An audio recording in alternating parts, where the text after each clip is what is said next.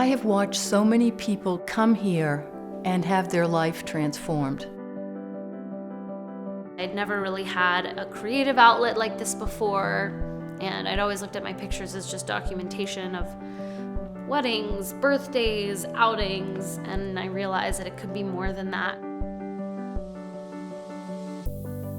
When I left, I felt like, okay, I'm a photographer. I've been a working photographer since the day I left Maine Media. I've been shooting for, Rolling Stone, New York Times, Nat Geo. I didn't really know what made a successful photo. I just didn't know. And I learned that it's not necessarily knowing, it's a feeling. And so now I sort of have learned from those guys, Elizabeth and Brenton, that when you feel something and your photo evokes a mood, that's when the success is happening. It is such an intimate experience. It is such a small group of people, and you've got access to all the top full-time instructors.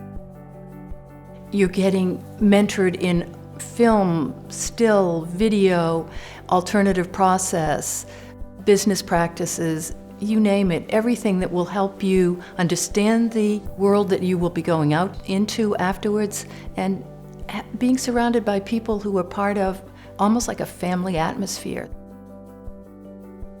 And so I think anyone at any time in life could come in and it could be impactful on their professional work.